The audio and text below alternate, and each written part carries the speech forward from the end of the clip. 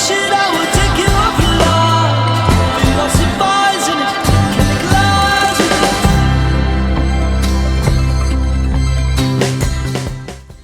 it. Time for a little garden philosophy. Philosophize in it. Brought to you by Nag Champa Incense. So nice. So, I love philosophy. I love the idea that you can learn all sorts of things from the world around you. I think it's philosophia in Greek, which is love of wisdom, maybe, something like this. But anyway, who cares? What I'm concerned with is the philosophy of the garden, right?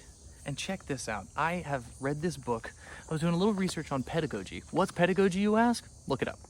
And I came across this book by the author Wendell Berry, What Are People For? Or is that, What Are People For? So anyway, it's a collection of essays.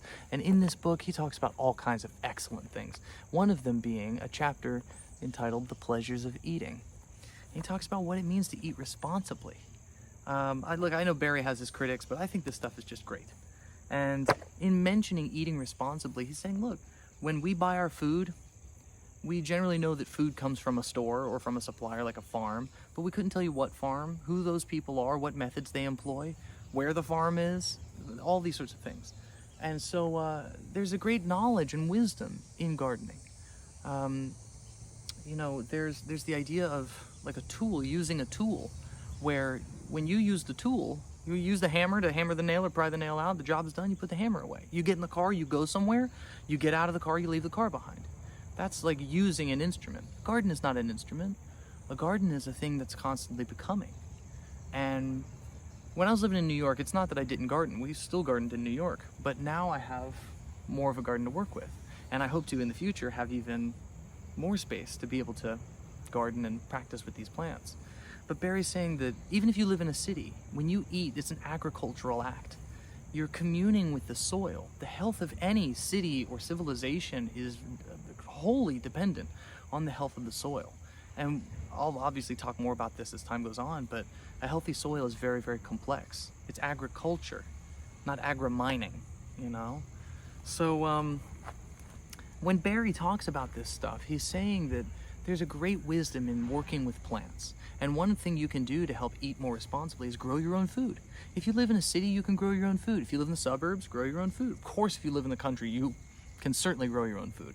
But I'm out here in the Atlanta suburbs, and I've got a tiny, tiny little patch. But look, all behind me, this is okra, a plant from Africa that I put little seeds and tiny little sprouts in the ground earlier in the year, and now it's over my head. And if you work with these plants, they just give back. You give to them, they give to you. You give to them, they give to you. It's a dance, is what it is. And I love the idea of one learns how to drive. One learns to drive as a car, but one becomes a gardener. A garden is not a tool, but a relationship. And when you start working, what Barry is saying is that you'll start to see familiar patterns when you start going from seed to root and shoot to the growth period, and then the flowering, the fruiting, and the decay and the dying off, which then we take these dead parts and we put them in a pile that breaks it down, that we reincorporate to put the seeds in. And there's this beautiful, starts to feel like harmony. And if you do that, even at the smallest level, if you live in an apartment, grow herbs, grow, I know berries and peppers can be grown, flowers, all sorts of things. You can grow all kinds of things. And a lot of flowers out there are edible.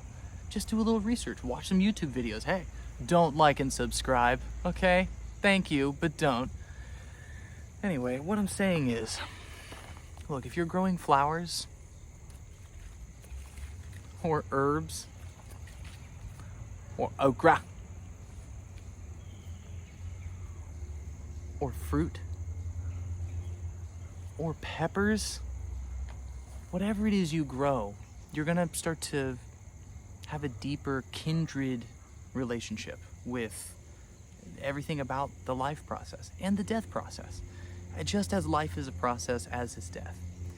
And when you start thinking about your food this way, you understand that it makes you up. It makes you up. So if you eat good, delicious things with all these colors, I mean, look at all this color here. And if you eat these things, it truly makes the tissues in your body with the molecules that you eat. In yoga, it's what they call anamaya kosha. It's one of the first of five. It's the first of 5 layers when looking inward. The anamaya kosha. We start with the food body, and that's exactly what is so literal. When you eat food, your body absorbs certain nutrients and molecules and turns that into living tissue. Isn't that a miracle?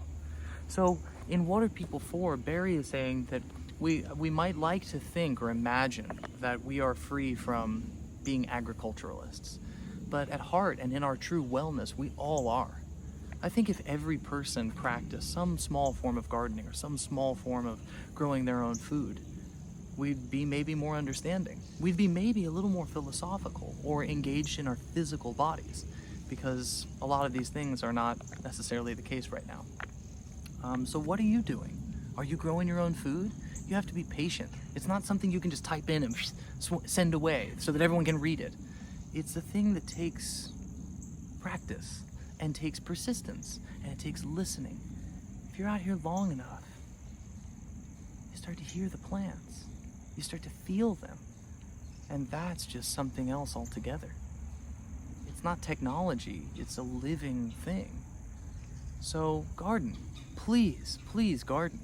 And if you don't have space for a garden, grow a little pot of basil or find a community garden and volunteer. I guarantee you'll learn a great deal. And hey, look, read this book. This book is awesome. I'm going to be coming at you with more garden philosophy. Philosophize in it.